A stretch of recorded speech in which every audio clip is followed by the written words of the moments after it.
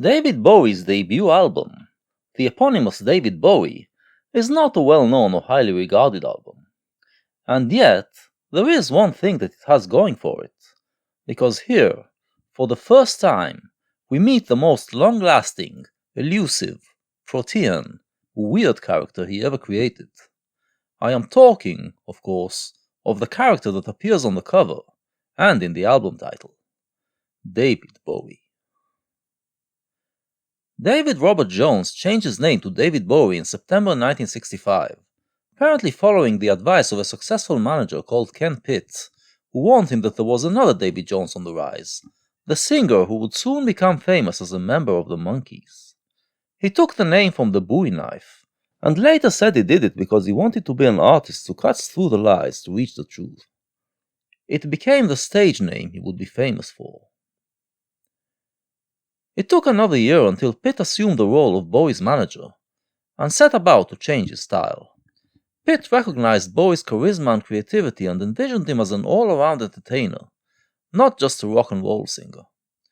This was obviously in accordance with how Bowie felt, as he was already beginning to develop a more complex and theatrical writing style and found the confines of British R&B insufficient to express it. The album, which came out in June 1st, 1967, presented something dramatically different from the raucous rock and roll and R&B that he did before. First, the music. The basis is still rock guitars and drums, but they are kept low-key and dominated by brass, woodwind, and occasional strings, in arrangements that have very little to do with rock and roll. Bowie actually took a couple of weeks to teach himself orchestral composition, and his arrangements are simple yet odd, with the freshness of someone trying his hand at something new. It is closer to English music hall than to rock, with the occasional other pop style thrown in, like the waltz in Little Bombardier and Maid of Bond Street, or the jug band music in Rubber Band.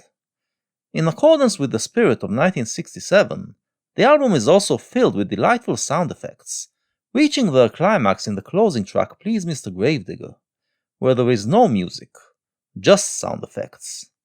Bowie's Cockney accent is also more reminiscent of English music hall than of British R&B singers, who usually try to sound American, and his vocals are more influenced by theatrical singers like Anthony Newley than by rock singing.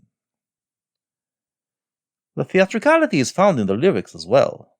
Unlike the egocentric nature of rock, several tracks on the album speak in the third person, telling a story about some figure.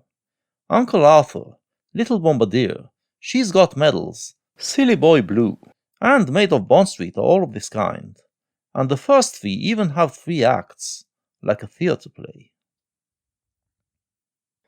But the theatricality is made even more poignant in the first-person tracks, in which Bowie always assumes a character who is gingerly telling us about something he is doing, which is revealed to be rather different from how he describes it. In Rubber Band, There Is a Happy Land, Love You Till Tuesday, When I Live My Dream, Join the Gang, and Please Mr. Gravedigger, the narrators all turn out to be delusional, psychotic, or hiding some awful secret. This is where we see the Bowie knife at work.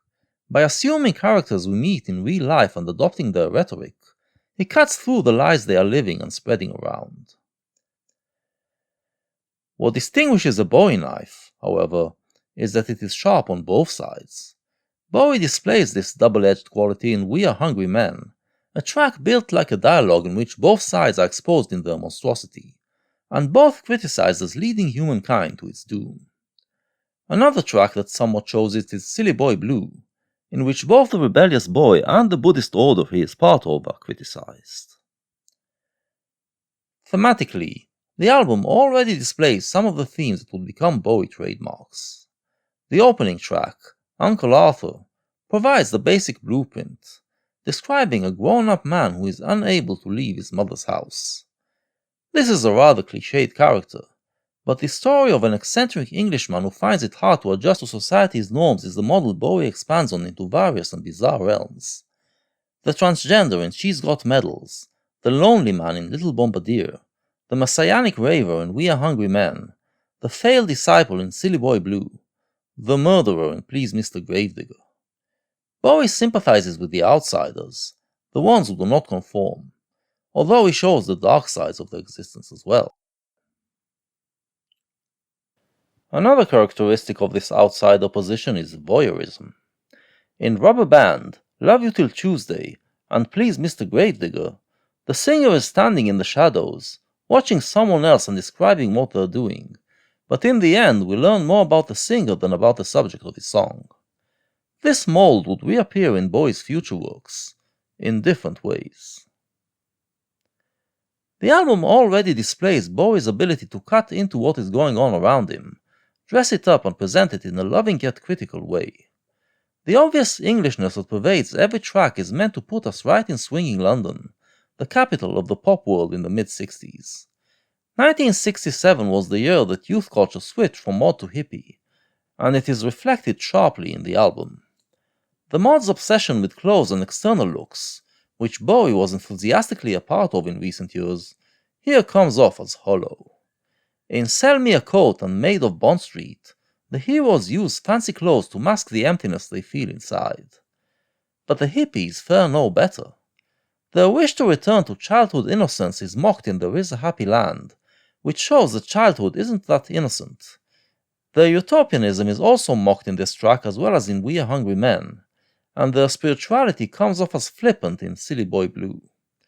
Finally, Join the Gang shows how the mix of mod and hippie destroyed the coherence and purpose of youth culture, while Come and Buy My Toys shows how it can be manipulated by the market. Conformed society is judged even more harshly. At a time when many Englishmen would still proudly emphasize their part in World War II, Bowie provides tracks like Rubber Band and Little Bombardier, which shows people coming back from the war to discover they have nothing to live for. Western society comes off as greedy and overworked in Come and Buy My Toys, and as consuming itself to death in We Are Hungry Men. Some of the individual heroes of the songs may be quite sick, but none as sick as society, which We Are Hungry Men portrays as a leviathan that eats everything. Little Bombardier shows how even people who are good-intentioned fall victim to cultural categorization, to society's inability to accept the strange and different.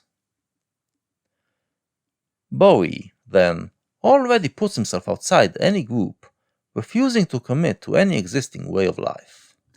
The Bowie knife will have to cut through all these groups, and try to create something else.